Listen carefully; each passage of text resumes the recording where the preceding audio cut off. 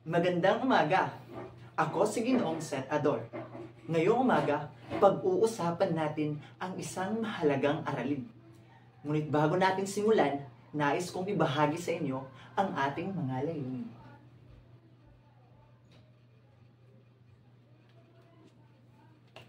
Ayan, nalaman na natin ang mga layunin.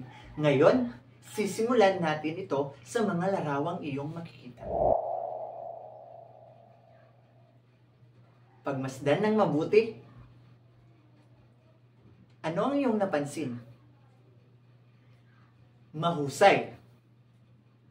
Ang pagpuputol ng puno, pagtapon ng mga basura kung saan-saan ay mga maling halimbawa ng pagtrato sa ating kalikasan. Ngayon, bilang isang mamamayan ng mundo, ano kayang dapat natin gawin upang maiwasan ang mga maling gawain ito?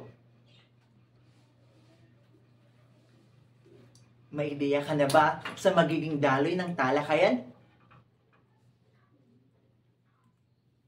Kung gayon, halika, samahan niyo akong alamin ang paksang patungkol sa pangangalaga sa ating kalikasan.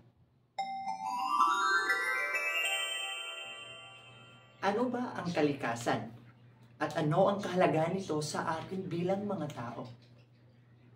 Ang kalikasan ay tumutukoy sa lahat ng nakapaligid sa atin na maaaring may buhay o wala. At ito rin ay kinabibilangan ng mga puno't halaman at lahat ng iba't ibang uri ng hayop mula sa maliit hanggang sa malaki. Ngayon, ang kalikasan ay kaloob sa atin ng Diyos upang tayo ay patuloy na mabuhay. Sa makatuwid, tayo ay binubuhay ng kalikasan. Subalit, sa pagdaan ng mga panahon, mukhang nag-iba ang pagtingin at pagtrato ng mga tao sa kahalagahan ng kalikasan.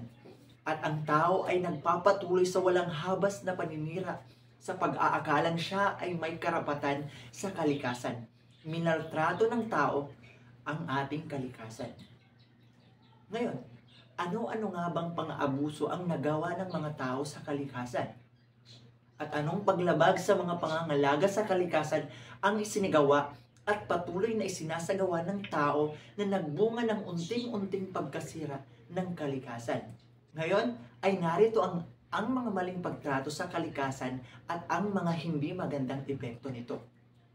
Una, ang pagtapon ng mga basura kahit saan.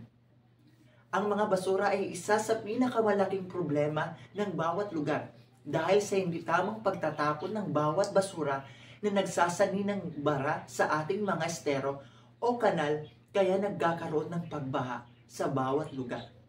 Pangalawa, ang illegal logging o ang pagpuputol ng mga puno. Ang illegal logging ay ang mga pagpuputol ng mga puno sa mga gubat at nagdudulot rin ito ng pagkakalbo ng mga kagubatan. Ngayon, ay natutunan mo kung ano ang mga hindi magandang naidudulot sa ating buhay ang hindi pangangalaga sa ating kalikasan. Ipagpapatuloy niyo pa ba ang mga maling trato sa kalikasan? Kung gayon, narito ang mga angkop na kilos upang may pamalas natin ang ating pangangalaga sa kalikasan. Una, huwag magpuputol ng puno.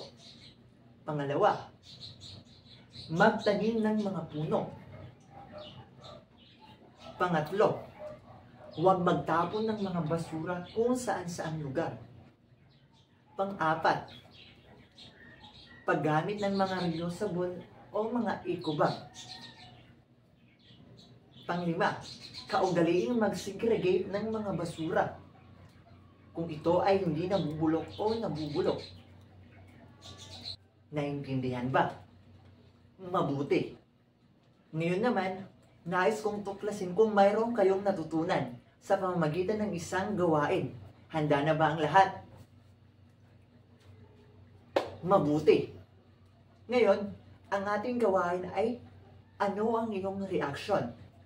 Narito ang ating panuto. Ilagay sa patlang kung ang pangungusap o sitwasyon ay nagsasaad ng angkop na kilos sa pangangalaga ng kalikasan. Ang happy sad na emoji. At ilagay naman ang sad na emoji kung ito ay hindi angkop na kilos. Mahusay. At dito nagtatapos ang ating aralin. Maraming salamat sa pagkikinig. Naway, maisabuhay natin ang ating mga natutunan sa araw na ito.